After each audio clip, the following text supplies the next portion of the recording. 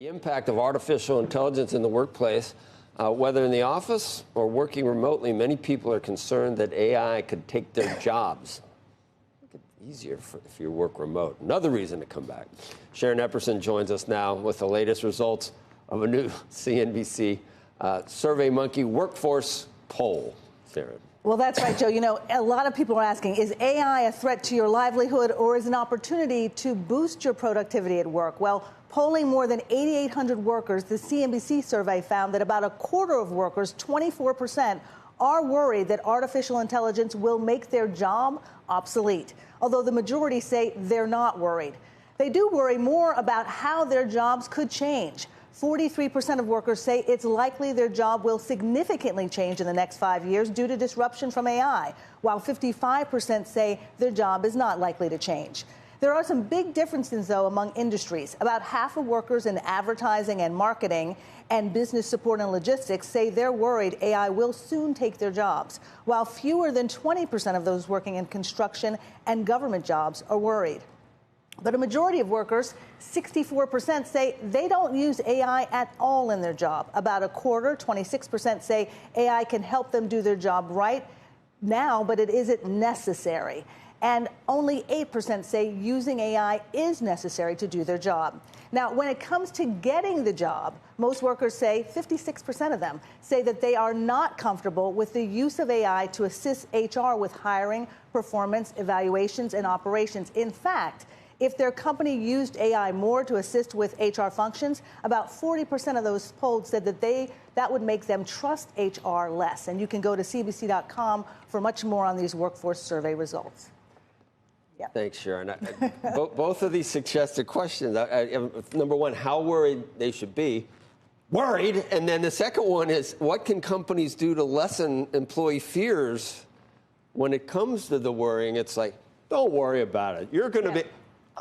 They should be worried, should they not? They should be worried, and they should be strategic about how they can use it to make themselves more productive. Right. And so there are companies like Moderna that are, you know, at the forefront, of course, coming out with AI, with helping with the COVID drugs. Now they're saying they want to make sure that all workers have AI training. It's part of the fundamental training that they have for upskilling workers. So if you make it part of the core business, explain to your employees that this is something that's not just cost effective, this is something that's going to help you do your job better. It can help you stand out. If they are training you on the job, it can make you feel good about things. Exactly. Like, okay, I'm part of the plan. You want to make sure I understand what's going on, and the workforce is still important. So engagement, you're helping with engagement, and you're also helping productivity with the team.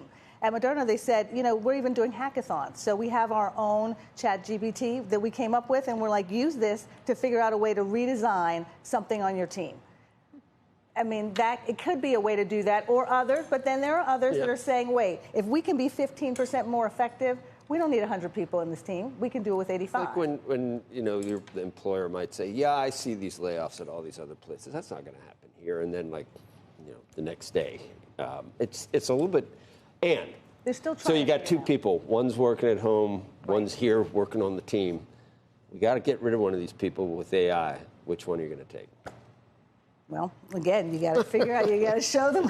Show them. You got to show them your worth. Show them your worth. I understand why construction workers aren't worried. Obviously, right. There are some jobs. There's a lot of work. There's a lot of jobs. Government workers probably for a different reason, because they don't think that they're going to be cold. Mm-hmm. Right. Yeah, and the same with nonprofits. Also, not many of them are worried either. But I don't know because they just feel like it's job security. Yeah, I mean, this is that not-for-profits feel that way. Yeah, they're not. No, they're not worried about AI. Yeah. Oh, yeah. I just spoke with. That's so interesting because I was with some people at a not-for-profit just last week, and they do a lot of fundraising. Mm-hmm. Part of their job is sending lots of letters. Literally, there's a whole team of people who send fundraising letters, and they literally were saying, "See ya, see ya." That, you know, there was a team of 5 people, and they were saying, we don't need 5 people, you know, because we can write these letters with one person, which is 100% sadly true, because if you look at a lot of the sort of a paint-by-numbers generic letter that most people get. Having to figure out... And you can actually get even better letters. Or anywhere where those jobs are going to go now. So you don't need them to write the letters, but you may need them to do other functions, you know, in another way. But the question is, do you? but that's where the upskilling comes in. It's an example to of figure out where to use bureaucracy, it. though. Some Yeah. of these areas True. where they feel like they have security because things move more slowly. It's, though, I mean, it's inexorable. And companies can be as empathetic and nice as they want, but when you are just presented with, you know, A versus B, and Right. it's a 30% difference in, Right. in what comes to, it's just, It is. it's going to happen. It's going to happen, and inexorable. it does come down to cost. But again, it's the way that communicating it with the teams to make Right. sure that the people that There's are gonna there be- are not coming into work every day scared that they're going to lose We've seen their this job. movie before. I mean, think about how many people used to be in agriculture, or how many people used to be in whatever automation replaced. That was a little before my time. Yeah. You've seen Well, I it. remember. I mean, when I was at the buggy whip plant, Right. we couldn't imagine. But you just said you think it's just about trying to make people feel better about it. This isn't just about people who are working already. I was just with a junior at Harvard who was at Harvard. All of these kids now say to themselves, what am I supposed to do? What is the skill am I supposed to even learn anymore? I mean, I think there's a existential question and that that's showed up happening. in our survey too. The age, the difference among ages, Right. and how younger people are much more concerned. They're much more aware of it. They're much more concerned about it. And I think they're Yeah. sitting there going, does this make, I was told to be an engineer. I was told to learn how to code. I was told to do this. I was told to do that. I met with someone who wants to be a writer.